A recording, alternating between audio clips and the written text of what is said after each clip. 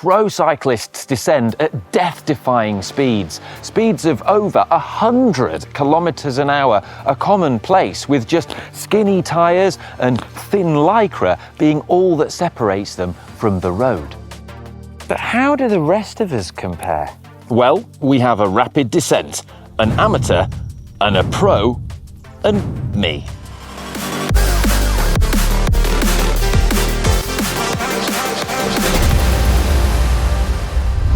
To make this video possible today, we have the support of Shimano, which is cool because it allows us to highlight the differences between their mid-tier 105 and top-tier dura-ace components when it comes to braking and descending.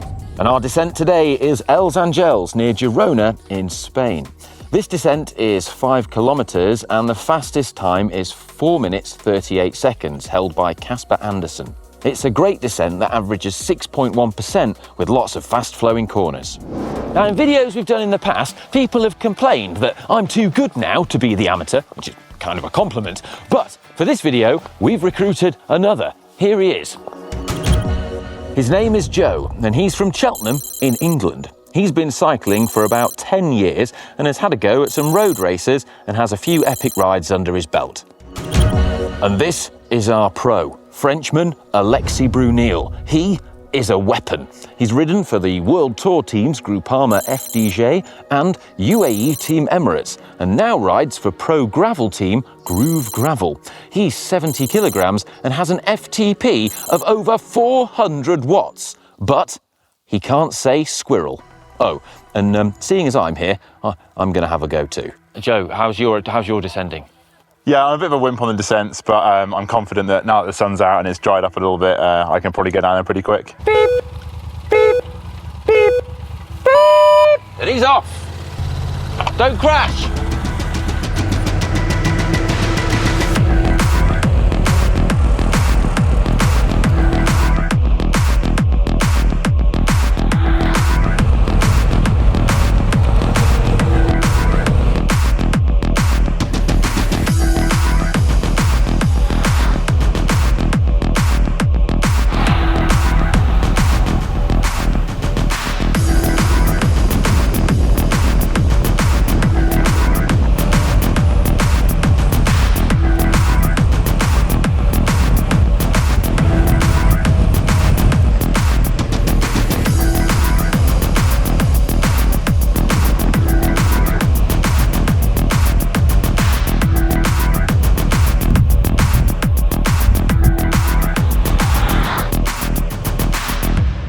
Yeah, I felt good, felt quick, nice and dry, no stones, so yeah, I'm confident I got a pretty good time. Next, it was the turn of our pro, Alexis. Beep, beep, beep, beep. Allez!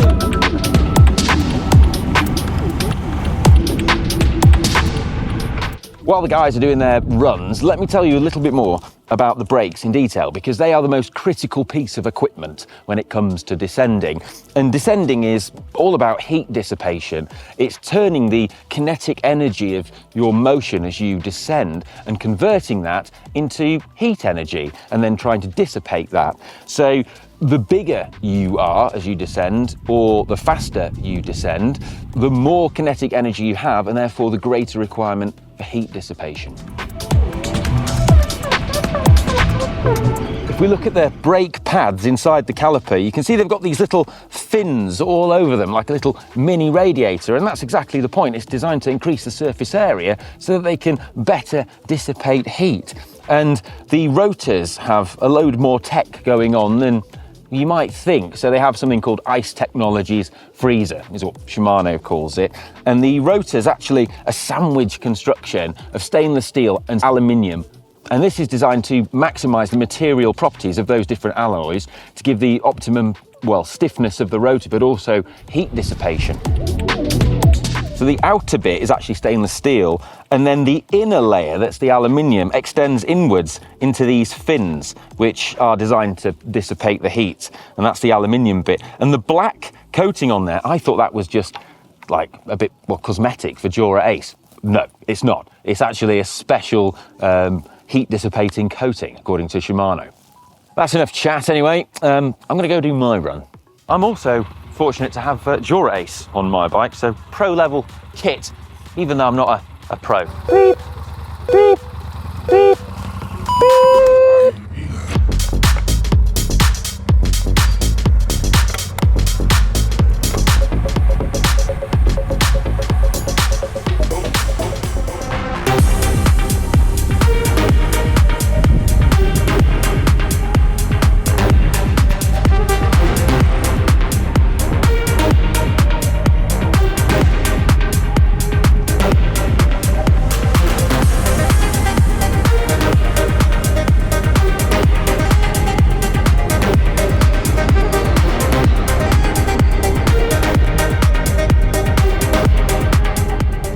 With the servo wave, the initial pad movement when you pull the lever is light. It doesn't move as much. But then as you pull the pads on harder, you get greater movement, greater stopping power. In short, what it means is that the braking power is not linear. It allows you to have sort of finer tuned control with light braking, which is really great when you're hitting flowing corners and you just want to feather the brakes and just put a little bit on just to really modulate your speed.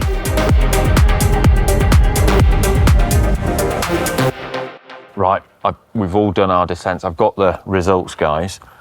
So, first up, Joe, you did the descent in 5 minutes, 35 seconds, right, with a maximum speed of 67 kilometers per hour. Okay. Next is me. 5:37. So you beat me by 2 seconds. And I had a maximum speed of 68 and a bit kilometers per hour. So my maximum speed's a bit faster.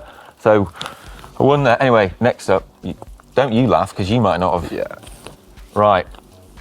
You did it, Alexis, in 5:29. Maximum speed of 71 and a bit kilometers per hour. Not so bad. Yeah, that's pretty fast, quite a bit faster than us. Yeah. To analyse the results in a bit more detail, I needed my laptop and Strava's analysis tools. So back to the apartment. So I've just been doing some analysis on Strava, and our descent today was dry. It's also a very fast flowing descent. So there are not many hard braking zones where you're really putting that heat dissipation to the test. You would see that more on steeper descents that have some very tight corners, such as hairpin turns. But looking at Strava, we can analyse how we descended, and what's proper cool is using the flyby features. You can see where we gained time or lost time relative to each other.